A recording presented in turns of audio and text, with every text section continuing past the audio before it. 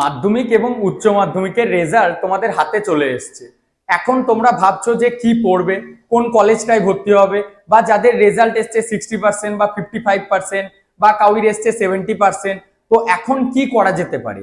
BBA নিয়ে পড়বে, না বিসিএ নিয়ে পড়বে, না ইঞ্জিনিয়ারিং এ ভর্তি হবে, না প্যারামেডিকেল? তো এই প্যারামেডিকেল বিষয়টা কি?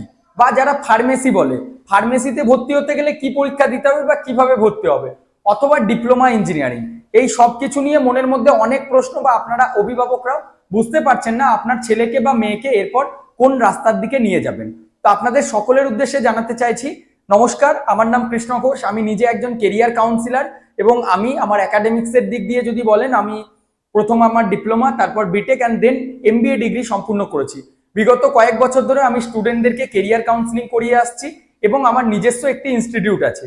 এর সাথে সাথে বর্ধমানে আমার মেন হেড অফিস এবং আর একটা ব্রাঞ্চ অফিস হচ্ছে আপনাদের ব্যান্ডেল বা হুগলি যে জায়গাটা আছে সেখানকার মগরাতে, মগরা 2 নম্বর পঞ্চায়েতের একদম সামনের দিকে।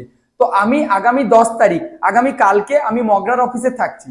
তোমরা যে সমস্ত স্টুডেন্টরা এবছর মাধ্যমিক দেওয়ার পর ডিপ্লোমা ইঞ্জিনিয়ারিং বা পলিটেকনিকে ভর্তি হতে চাইছো, তার জন্য ফর্ম ফিল আপ থেকে শুরু করে ডকুমেন্টস রেডি করা, এটা ছাড়াও আরো যে সমস্ত বিষয়গুলি থাকে কাউন্সিলিং এর জন্য কলেজ সাজানো, বা যারা উচ্চ মাধ্যমিক দিয়েছো তাদের সকলের জন্য কিন্তু আমরা সমানভাবে কোন কলেজে ভর্তি হবে, আর্টস নেবে, আর্টস ছিল, সায়েন্স ছিল, তারপর নার্সিং এ যাবে, না ফার্মেসিতে যাবে, না ইঞ্জিনিয়ারিং এ যাবে, পুরো বিষয়টা গাইড করে তোমাদেরকে সঠিক কলেজ সাজেস্ট করে দিয়ে থাকি।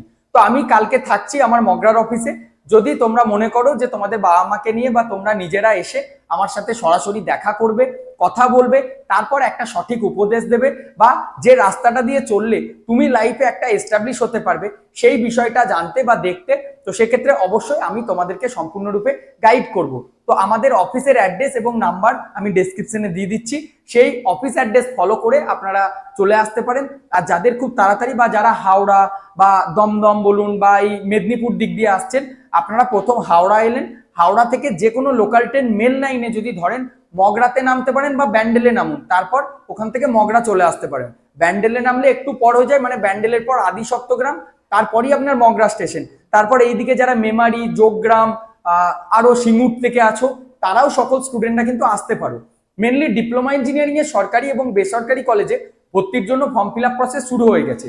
এর সাথে সাথে আরো যে সমস্ত বিষয়গুলি রয়েছে, যেমন তোমাদের টিএফডব্লিউ সার্টিফিকেট রেডি করা, মেডিকেল ফিটনেস রেডি করা, ডোমিসাইল সার্টিফিকেট রেডি করা, এই সমস্ত বিষয়টা কিন্তু শুরু হয়ে গেছে।